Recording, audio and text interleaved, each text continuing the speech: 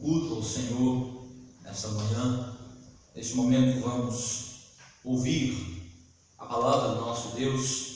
Eu os convido para abrirmos a Escritura Sagrada no Salmo de número 116.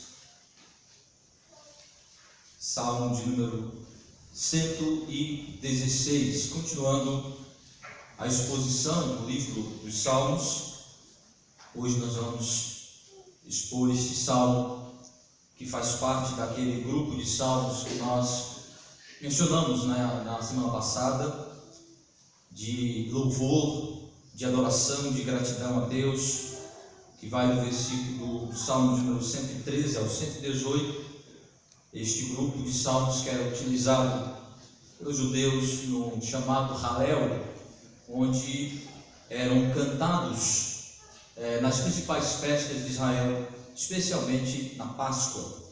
E provavelmente Jesus cantou um destes salmos quando concluiu a celebração da ceia, a instituição da ceia, a celebração da última Páscoa e a celebração e instituição da ceia, em que se tornaria aí então a norma para a igreja, uma nova instituição, um novo sacramento. Provavelmente Jesus cantou o Salmo 116. Então nós vamos nesta manhã expor este salmo. Quero convidá-los para nós lermos juntos. Vamos ler em uníssono a palavra do Senhor. Salmo de número 116. Leiamos. Amo o Senhor, porque Ele ouve a minha voz e as minhas súplicas, porque inclinou para mim os seus ouvidos. Invocá-lo-ei enquanto eu viver. Laços de morte me cercaram, e angústias do inferno se apoderaram de mim. Caí em tribulação e tristeza. Então invoquei o nome do Senhor. Ó Senhor, livra minha alma. Compassivo e justo é o Senhor. O nosso Deus é misericordioso. O Senhor vela pelos simples. Achava-me prostrado e Ele me salvou. Volta minha alma ao teu sossego, pois o Senhor tem sido generoso para contigo. Pois livraste da morte a minha alma, das lágrimas os meus olhos, da queda os meus pés. Andarei na presença do Senhor, na terra dos viventes. Eu cria, ainda que disse, estive sobremodo aflito. Eu disse na minha perturbação, todo homem é mentiroso. Que darei ao Senhor por todos os seus benefícios para comigo? Tomarei o cálice da salvação e invocarei o nome do Senhor. Cumprirei os meus votos ao Senhor na presença de todo o seu povo. Preciosa é aos olhos do Senhor a morte dos seus santos. Senhor, deveras sou teu servo, filho da tua serva. Quebrastes as minhas cadeias. Oferecer-te-ei sacrifícios de ações de graças e invocarei o nome do Senhor. Cumprirei os meus votos ao Senhor na presença de todo o seu povo, nos átrios da casa do Senhor, no meio de ti, ó Jerusalém. Aleluia. Ó Deus bendito, graças te rendemos, Senhor, porque tu és digno de ser louvado, de ser adorado, por aquilo que tu és e por aquilo que o Senhor realiza neste mundo, no universo, em nós e por meio de nós. Ó Deus bendito, louvado seja o teu excelso nome. Rogamos neste momento, Senhor, que venha nos abençoar com a compreensão da tua santa palavra, da iluminação do teu Espírito Santo. E não só venhamos compreender, mas que sejamos levados pelo convencimento do teu Espírito a viver de acordo com esta verdade. Crer e ser conduzido à obediência, ó Deus. Ajuda-nos, dá-nos da tua graça, que a tua palavra possa agir poderosamente nos nossos corações, moldando-nos segundo a tua vontade, segundo o teu querer. E que em todas as coisas, Senhor, o teu nome seja honrado, seja glorificado. Ajuda-me, ó Deus, para que eu possa, auxiliado pela tua graça, expor com fidelidade a tua palavra. Ajuda todos nós a ouvir de bom grado. Inclina os nossos corações e prepara, ó Deus, para ouvir a tua palavra, e que ela possa realizar o propósito que o Senhor designou para ela em cada vida nesta manhã. Em nome de Jesus. Amém.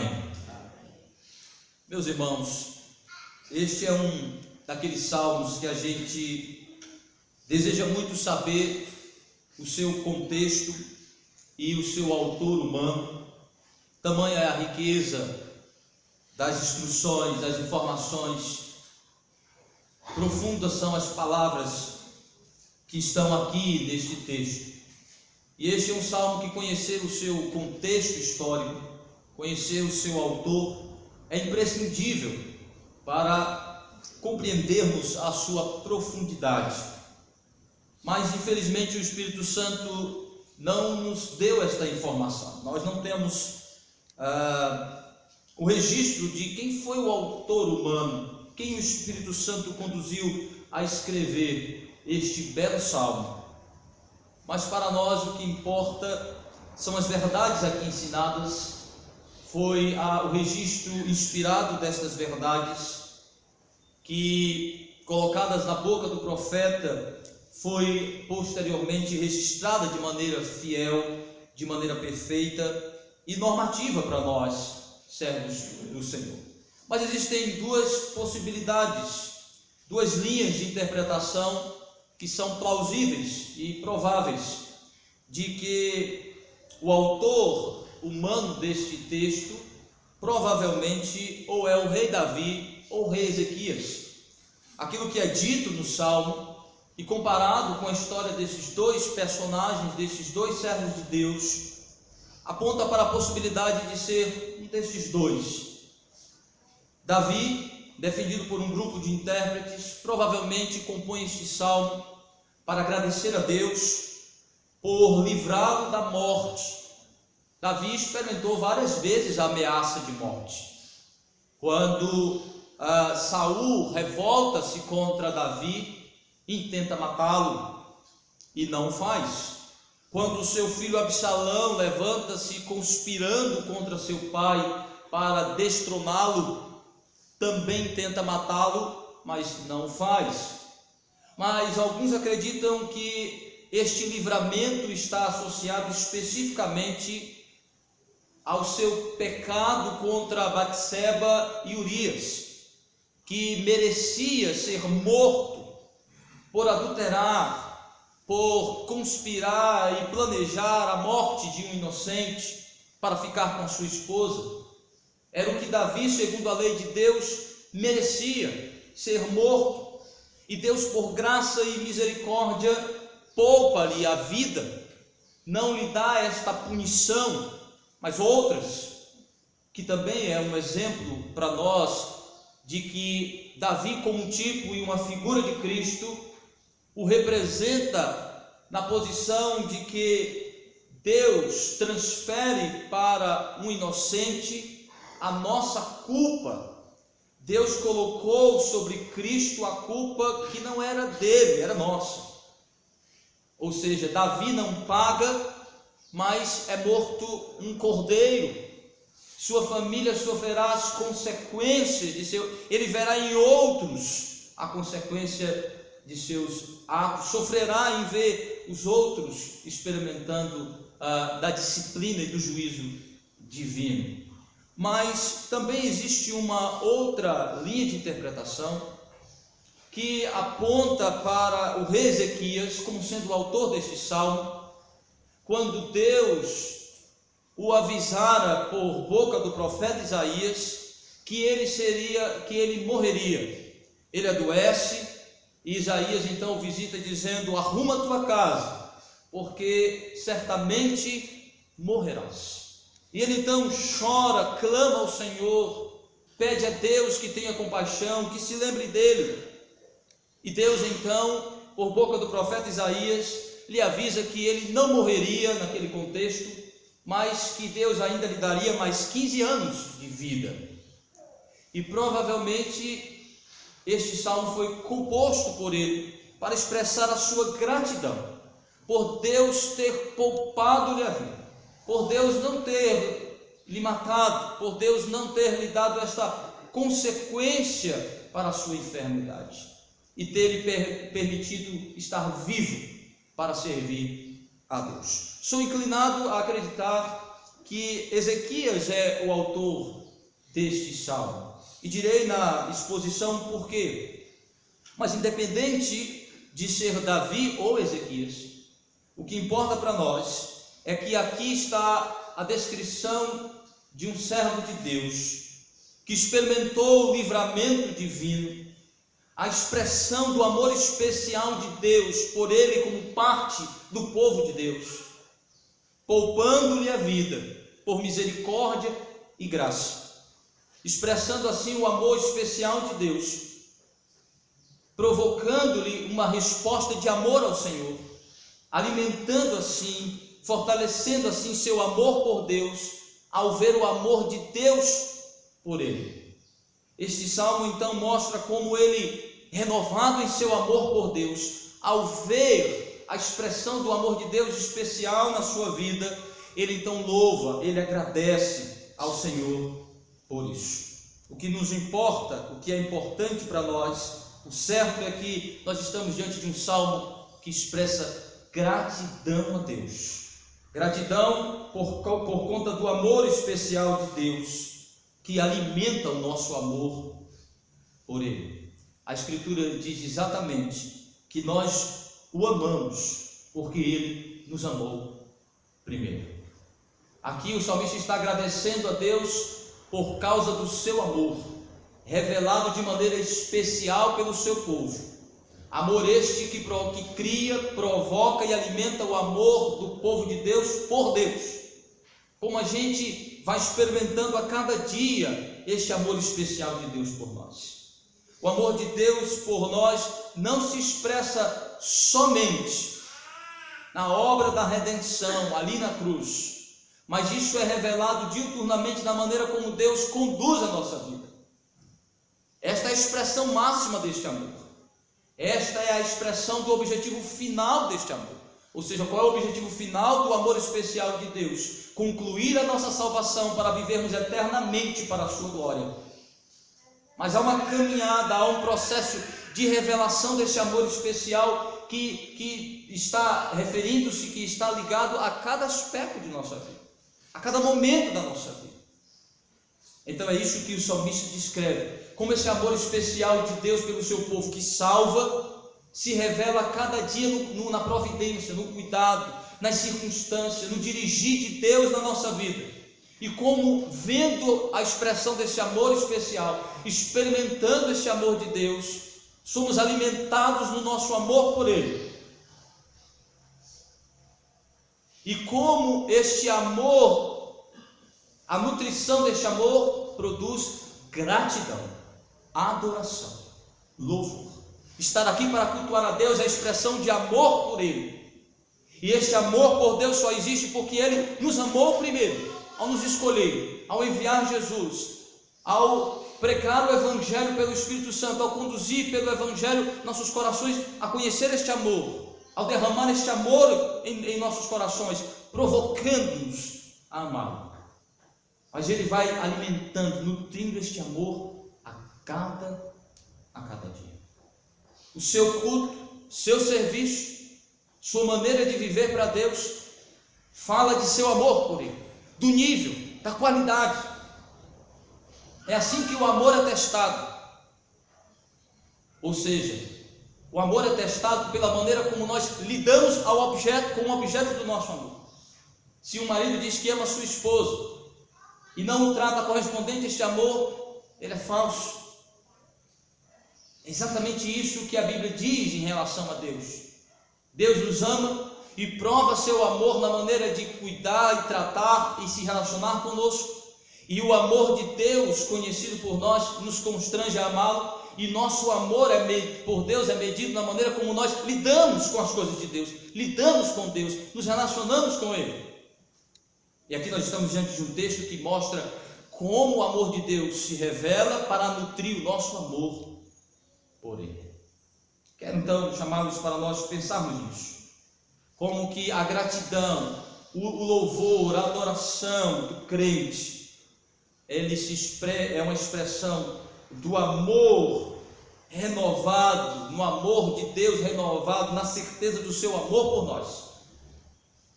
A gratidão, nós agradecemos a Deus pela renovação do nosso amor por Ele, no entendimento e na compreensão e na certeza do seu amor por nós. Então, nós o amamos porque Ele nos amou primeiro. E esse amor se revela continuamente na nossa vida.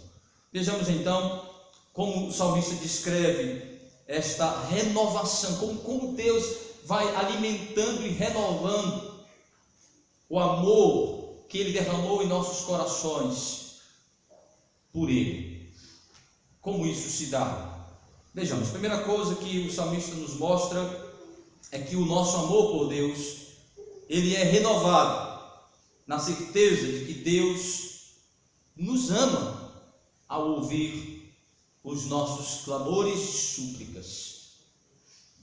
O salmista vai começar exatamente afirmando seu amor por Deus, mas afirmando como um amor que está sendo renovado na certeza do amor de Deus por Ele. Vejam, versículos de 1 a 4. Amo o Senhor, porque Ele ouve a minha voz e as minhas súplicas. Porque inclinou para mim os seus ouvidos, invocá-lo-ei enquanto eu viver.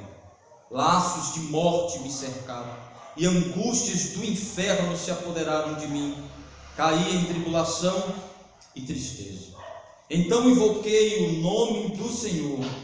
Ó Senhor, livra a minha alma. Ele começa afirmando o seu amor por Deus, porque ele é um crente. É importante entender que ele está falando de uma relação especial entre Deus e o crente. Ele está falando de alguém que já conhece o amor especial de Deus.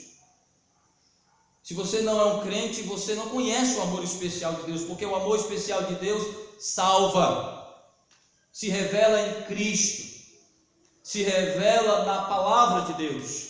E o salmista, como um servo do Senhor, ele afirma seu amor por Deus, porque ele conhece o amor especial de Deus por ele como membro da aliança, como membro da igreja de Cristo, da igreja do Senhor naquele contexto.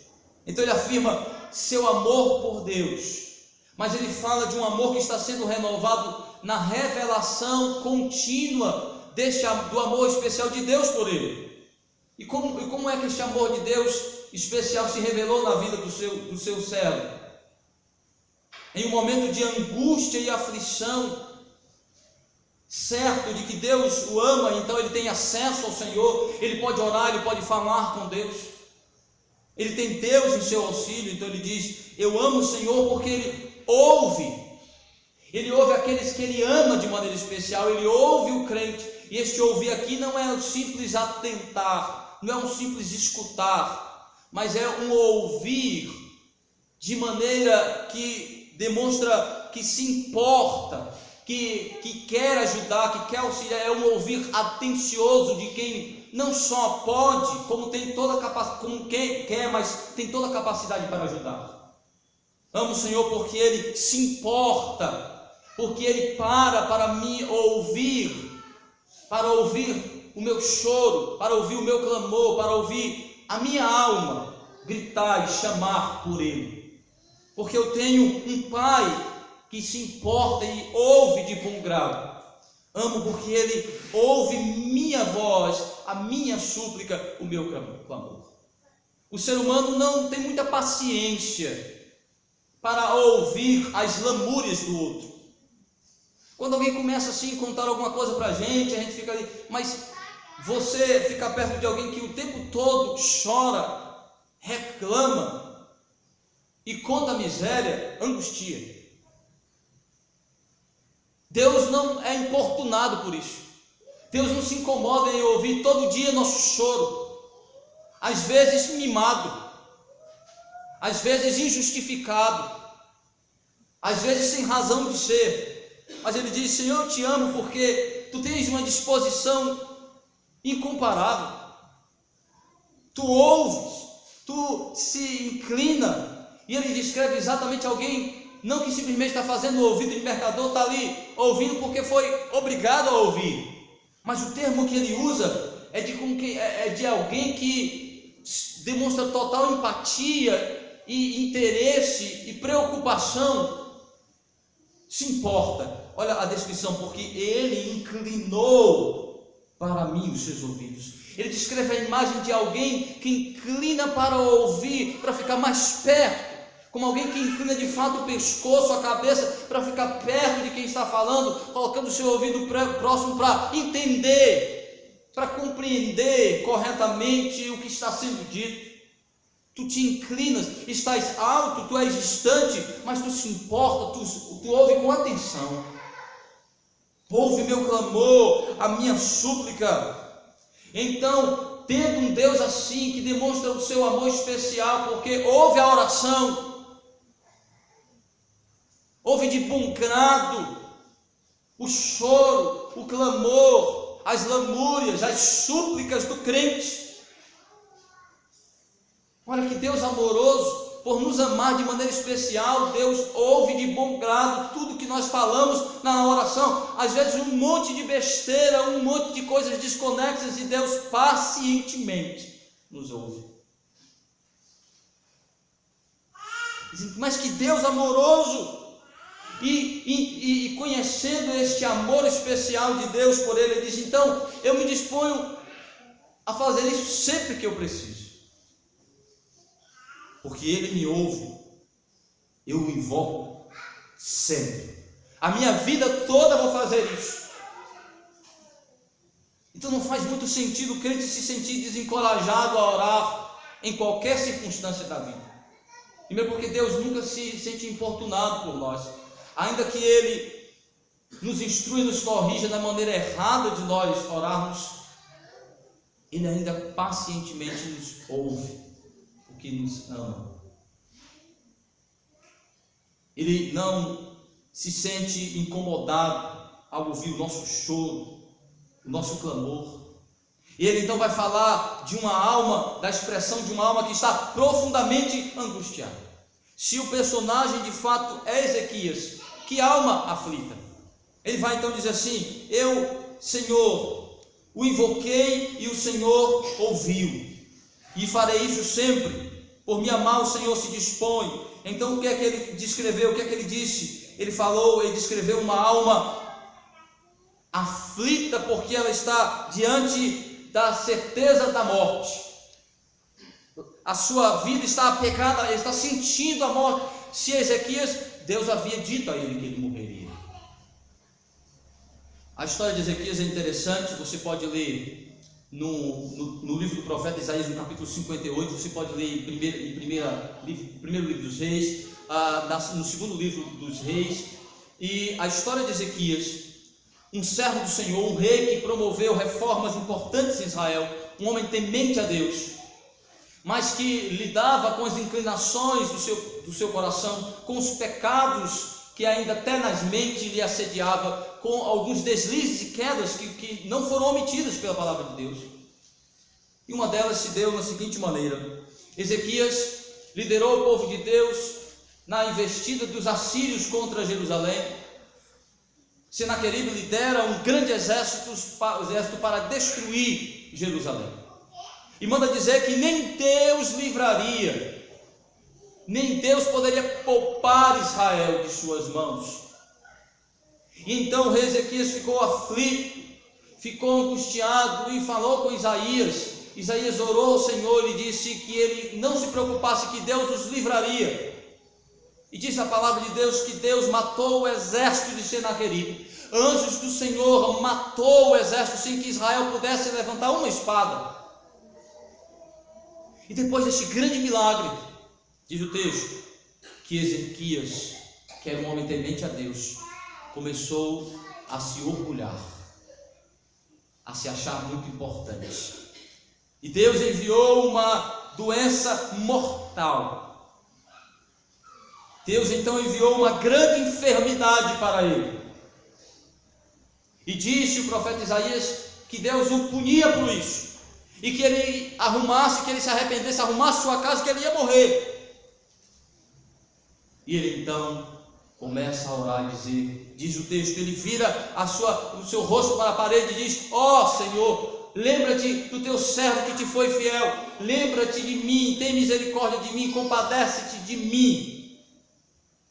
Quando ele diz que laços da morte lhe cercaram e angústias do inferno se apoderaram dele, ele está descrevendo exatamente a aflição de uma alma que está diante da certeza da morte, como consequência e punição do pecado. Por que ele fala de uma alma angustiada pelo inferno, pela certeza do inferno? Na realidade ele está falando que ele está sofrendo a angústia de estar sendo disciplinado por conta do pecado. O inferno, meus irmãos, é a separação de Deus. A Bíblia diz que o pecado faz isso. Ainda que temporariamente o pecado provoca uma separação temporária entre Deus e o crente, pelo menos em termos de relacionamento. A Bíblia diz que o pecado faz separação entre nós e Deus. Quando nós pecamos, nossa relação com Deus é interrompida, ela é deformada, ela é prejudicada. O arrependimento, a confissão, o arrependimento e o perdão reconecta, restaura, resgata. Mas o pecado provoca a separação. Então a morte é a separação definitiva, final, eterna. Então quando a gente peca, a gente sente um pouco da angústia do inferno, da angústia de estar separado de Deus, da angústia de viver distante de Deus, da angústia de ter Deus virando as costas para nós, de Deus reprovando a gente. E isso é inferno.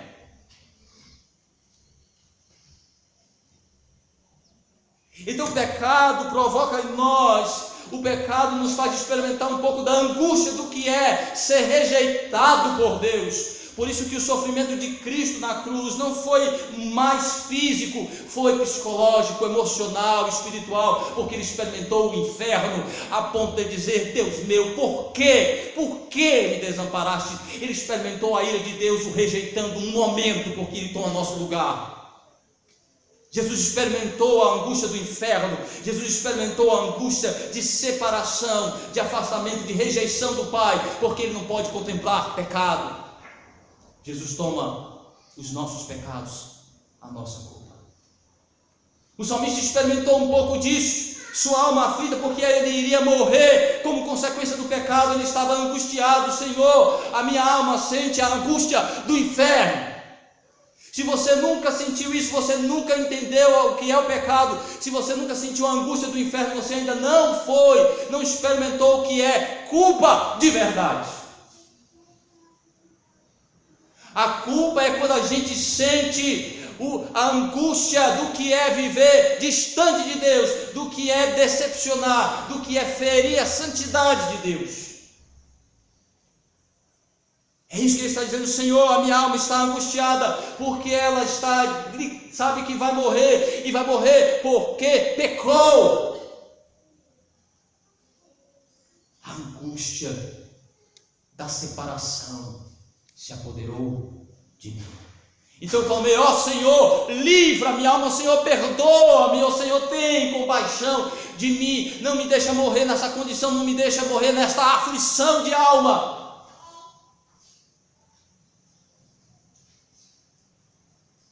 Por isso que entender o contexto é importante desse salmo. O que o salmista falou de sentir a angústia do inferno? Porque é isso que o pecador sente quando ele tem certeza de que pecou contra Deus. Então ele diz: a minha alma está dessa maneira, mas Deus está ouvindo. Eu sei que Ele está ouvindo, eu sei que Ele está inclinando o seu ouvido para mim. Então a primeira coisa, meus irmãos,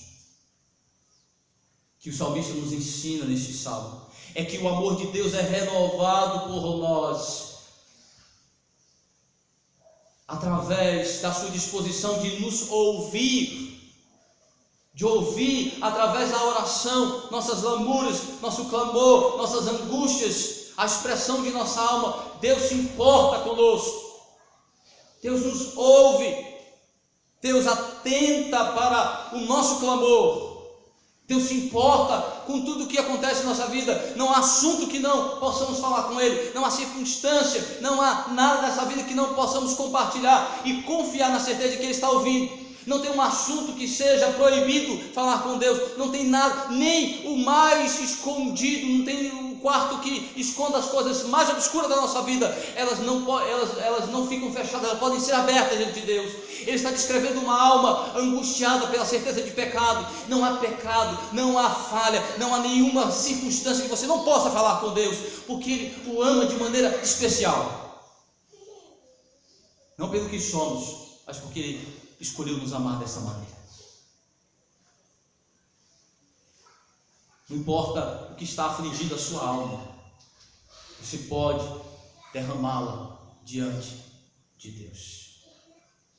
A oração é uma das manifestações visíveis do amor de Deus por nós. Então, a primeira coisa, meus irmãos, o amor de Deus, a expressão do amor de Deus renova o nosso amor por Ele.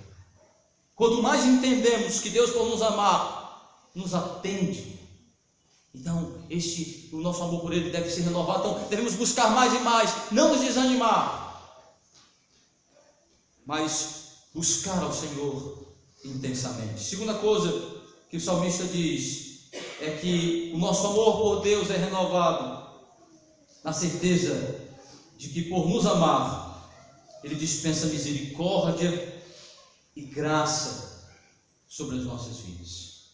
A misericórdia e a graça se manifestam exatamente no tratamento contrário daquilo que nós esperávamos. Merecemos morrer, merecemos sofrer as consequências do nosso pecado, mas Deus, por misericórdia, muitas vezes nos livra disso, muitas vezes nos permite sofrer isso, mas por graça, para que aquilo tenha um efeito bom em nossa vida, ainda que não mereçamos, recebemos aquilo que Deus tem para nós, que é a sua salvação, o seu bem, que faz com que o mal seja transformado em bem em nossa vida. Veja como ele descreve a expressão do amor de Deus através da sua misericórdia e graça. Versículo 5: compassivo e justo é o Senhor, nosso Deus é misericordioso. O Senhor vela pelos simples, achava-me prostrado e Ele me salvou. Volta minha alma ao teu sossego, pois o Senhor tem sido generoso para contigo, pois livraste da morte minha alma, das lágrimas dos meus olhos, da queda dos meus pés. Agora ele diz que Deus não só ouviu no sentido de atentar, mas Deus, por graça e misericórdia, atendeu o seu pedido. Se o personagem é Ezequias, Deus deu mais 15 anos de vida para ele. Mas pode dizer assim, mas é pouco. Ele queria viver a mais. Ele já iria morrer, disse o Senhor. E Deus deu mais 15 anos de vida para ele. Mas por que isso é graça e misericórdia? Por que isso é misericórdia? Primeiro porque, se ele entender quem de fato ele é, ele não merecia nem ter nascido. Ele nasceu e viveu até aqueles dias, e havia pecado, e Deus havia determinado que seu pecado levaria à morte, e agora Deus vai tirar essa consequência para lhe dar mais 15 anos. Então ele diz, é misericórdia, eu não merecia, eu merecia morrer. Mas Deus foi compassivo, Deus aceitou meu pedido. Meus irmãos, quando Deus aceita, quando Deus atende o que nós pedimos, não é porque Ele viu mérito em nós, não é porque nós merecíamos, não é porque Ele devia alguma coisa em nós, é graça, é misericórdia. Tem muita gente orando de maneira arrogante, dizendo assim, eu quero, eu não aceito isso em minha vida. O salmista faz exatamente o contrário, entendendo o amor especial de Deus. Ele diz assim, Deus compadece. Olha como é que ele expressa seu amor para com Deus, humilde, submisso, ele pede, ele clama. Então ele diz, Senhor, quando eu fui atendido, eu entendi que foi a tua compaixão, tu te compadeceu de moribundo, com misericórdia não me deu o que eu merecia morrer, e o Senhor não me matou. Aí veja que ele vai descrever então a misericórdia de Deus. Ele vai dizer, compassivo e justo é o Senhor. O nosso Deus é misericordioso. Meus irmãos, parece ser uma coisa contraditória, porque ao mesmo tempo que o salmista diz que Deus se compadeceu dele, ele diz que Deus é justo. Como é que Deus pode ser justo, livrando alguém de receber uma justa punição? Se ele merecia morrer e Deus não o mata, como é que Deus permanece justo? A justiça de Deus se manifesta na transferência desta culpa, numa justiça que vem de alguém que está fora dele, a justiça de Cristo que receberia de fato a punição daquela culpa. Deus o livra por graça e misericórdia para transferir esta punição para outro, para o Messias, para o Salvador Jesus Cristo. Então Deus se mantém justo, mesmo não matando ele merecendo, porque Deus manifestou sua misericórdia de preservá-lo, de privá-lo daquela condenação, para transferi-la para Cristo. Sabe o que significa? Toda vez que eu e você peca, a gente merece morrer na hora. Se você não morre, Deus está tendo misericórdia de você e de mim. Quando a gente peca, imediatamente a gente merece morrer e ir para o inferno, na hora. Mas a gente não vai, porque Deus, por misericórdia e graça, nos mantém vivos, para que para os ímpios, para exigir isso no dia do juízo final, para nós, porque Cristo recebeu essa punição que o meu e o seu pecado merece. A gente está no lucro quando ao pecar a gente não morre imediatamente e vai para o inferno. E isso a gente vai experimentando dia a dia. E o salmista disse então que experimentou este amor de Deus misericordioso, que poupou. Sua alma estava angustiada e chorando, então Deus o aliviou, dizendo: não morrerás. Seu pé, sua vida fraquejando, sua alma angustiada, ele na certeza da morte, então Deus o livrou. Então ele disse: Senhor, tu me livraste por misericórdia e graça. Então ele diz: minha alma descansa em Deus, sossega neste Deus que por te amar te livrou, te preservou, teve compaixão e misericórdia de ti. Com isso o salmista está afirmando que ele só estava vivo porque Deus, por o amar de maneira especial, o preservou da consequência daquele pecado. Às vezes um crente pode experimentar esta consequência na vida, morrer como consequência de um pecado, ainda que este pecado seja perdoado em Cristo. Deus pode permitir que uma consequência de um pecado leve um crente à morte. Mas sabe de uma coisa, todos nós experimentamos esse livramento todo dia, porque quando você peca, você merece morrer na hora. Mas mesmo morrendo por consequência de um pecado específico, isso não nos condena necessariamente, porque o que nos condena é não ter um Salvador, é não ter Jesus em nossa vida.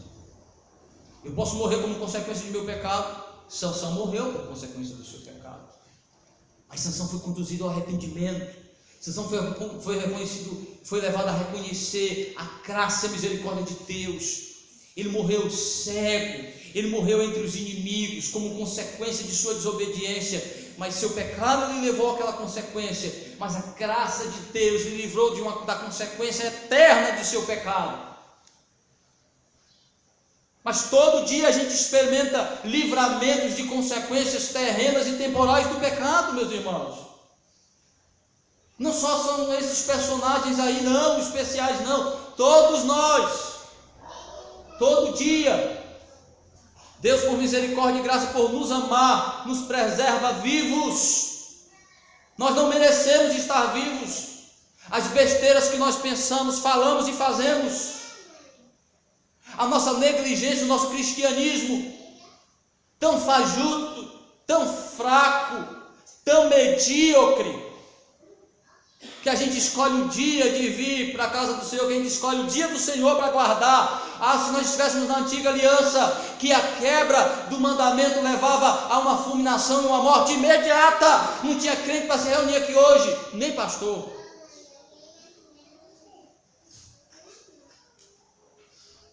É a graça e a misericórdia de Deus que mantém a gente vivo, porque a gente não merece viver. Você ainda duvida que o amor de Deus se revela todo dia em sua vida? Que o amor especial de Deus se manifesta todo dia em sua vida? O salmista diz: sossega minha alma, porque tu só está vivo, eu só estou vivo porque Deus compadeceu-se, teve misericórdia de mim, ouviu o meu pedido, minha súplica: ó Senhor, não me mata. Então quando você orar, pedindo perdão por seus pecados, diz assim: Senhor, obrigado porque tu não me mataste hoje. Eu e você devemos orar todo dia assim, dizer: Senhor, perdoa os meus pecados, obrigado porque o Senhor não me matou por causa deles. Como disse o salmista, Ele não nos paga consoante as nossas iniquidades, não nos trata conforme os nossos pecados. Se Ele nos tratasse. Você quer mais prova que Deus lhe ama de maneira especial? Você está vivo. Não é só por questão de providência, de manutenção, não. Você está vivo porque Deus não lhe matou hoje. Ao acordar sem orar, ao acordar sem nem pensar nele, ao acordar e pensar em vir para a igreja com um cansaço no corpo, com a preguiça do demônio dizendo: não vai, para que para a igreja? Mas eu vou hoje lá, tem um bocado de tempo que eu não vou, né? Não passou em sua cabeça que Deus o ama de maneira especial, que enviou Cristo? Esse é o dia que deveria ser usado especialmente para refletir sobre ele, para expressar o amor de uma vida eterna, de uma preservação de vida contínua.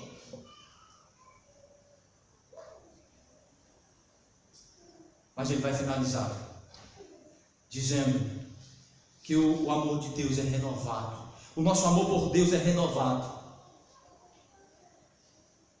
no compromisso de servir a Ele em resposta ao seu amor. O nosso amor por Deus se renova no compromisso de servir a Ele por entender o seu amor por nós. Paulo diz: o seu amor nos constrange. Quando a gente entende o amor especial de Deus por nós, a gente se dispõe a servi-lo. Veja o que o salmista diz do versículo 9 até o final: andarei na presença do Senhor na terra dos viventes. Eu criei, ainda que disse estive sobremodo aflito. Eu disse na minha perturbação: todo homem é mentiroso. Que darei ao Senhor por todos os seus benefícios para comigo? Tomarei o cálice da salvação, invocarei o nome do Senhor. Cumprirei os meus votos ao Senhor na presença de todo o seu povo. Preciosa é aos olhos do Senhor a morte dos seus santos. Senhor, deveras sou teu servo filho da tua serva, quebraste as minhas cadeias. Oferecer-te-ei sacrifício de ações de graça, e invocarei o nome do Senhor. Cumprirei os meus votos ao Senhor na presença de todo o seu povo. Nos átrios da casa do Senhor, no meio de ti, ó Jerusalém. Aleluia. Ele diz: depois de experimentar o amor especial de Deus que me livrou da morte, ele diz: o que eu vou fazer? Eu vou usar esse resto de vida que eu tenho para servir a Ele. Ele renova seu amor por Deus num renovo de compromisso. Para que a gente quer vida? Para que a gente quer viver? Para que a gente quer um bom salário? Para que a gente quer uma boa família? Se não for para servir a Deus através de tudo isso? Para que eu quero vida? Como alguém certa vez disse: pastor, vamos orar pelos irmãos da igreja perseguida. Eu disse: vamos. Mas vamos falar assim, vamos dizer para Deus: ó Senhor, livra aqueles teus servos, mas não os livra do que aquela perseguição produz. Muitas vezes a perseguição produz um renovo de compromisso e de serviço. Às vezes o que motiva eles a servir a Deus é a perseguição que eles sofrem. Sabe por quê? Para que a gente quer liberdade? Para que a gente quer liberdade? Para que a gente quer um país livre? Para que a gente quer um país democrático? Para que a gente quer um país onde você pode pregar o evangelho livremente? Para ficar em casa? Para dizer: ó Senhor, manda alguém pregar o evangelho? Para que você quer um país livre que permite a expressão de culto livre? Para ficar em casa no dia do Senhor? Para dizer que você pode ser crente em casa e não se importar com a igreja? Para que você quer liberdade? Para que você quer vida? O salmista diz: ó Senhor, Eu andarei na tua presença. Eu usarei a minha vida para ti, para te servir. Renovarei meus votos. Pagarei todo o voto feito diante do Senhor. A minha parte na aliança eu vou cumprir. A lei diz que quando alguém experimentasse um grande livramento divino, uma graça divina, ele deveria expressar isso em gratidão, e havia sacrifícios de gratidão. No livro de Levítico há a prescrição de como se fazer sacrifícios só para expressar gratidão a Deus. Então ele disse: eu vou, Senhor, oferecer sacrifícios diante do teu altar. Eu vou me reunir com os crentes e compartilhar e dizer para as pessoas como o Senhor é bondoso e gracioso, como eu experimentei nessa semana o teu amor especial, me livrando, me guardando, me sustentando, me protegendo, me dando vida. Renovarei os meus votos na tua presença, Senhor. Nós presbiterianos fazemos votos. Voto de servir a Deus na igreja em que fazemos profissão de fé e nos batizamos. Voto de servir, de consagrar os nossos filhos a Deus, ensinando a palavra de Deus e trazendo-os para a igreja, fazendo-os amar a palavra de Deus e as coisas de Deus. A compreensão do amor de Deus por você nessa semana, que você experimentou o amor de Deus, renovou o seu compromisso com Deus hoje, meu irmão. É isso que o salmista diz: Senhor, o que eu te darei, o que eu vou te dar por todos esses benefícios? Eu não tenho outra coisa a não ser consagrar minha vida a ti, uma vida de serviço, renovar o meu compromisso. Aí, tem gente que sabe o que é que faz, diz assim: ó, se Deus me abençoar com tal coisa, pastor, eu vou dar uma oferta especial para ele. Isso é bom, eu não estou excluindo você, não, você deve, se você quiser dar, pode dar, a gente está até precisando de oferta especial. Mas o salmista diz que ele não vai dar nada especial, ele vai renovar o compromisso que ele já tem. Ele vai se manter firme naquilo que já é a sua obrigação como crente. Senhor, eu vou cumprir os meus votos. Eu sou um judeu, eu sou um homem consagrado ao Senhor. Então qual é o meu compromisso dentro da aliança? Qual é a minha parte dentro da aliança? Eu vou olhar para a aliança e dizer vou ver para a lei, eu vou olhar para a palavra de Deus, como é que eu expresso gratidão a Deus, como eu sirvo a Deus, como eu consagro, como eu dedico a minha vida. Você não precisa fazer nada especial, faça o que você já tem que fazer. Expresse seu amor como a Bíblia já diz que você tem que expressar. Guarde o dia do Senhor, cuide de sua família como você tem que cuidar. Trabalhe como Deus quer que você trabalhe. Relacione-se da maneira como Deus quer que você... Renove o seu compromisso de demonstrar o seu amor diuturnamente por Deus.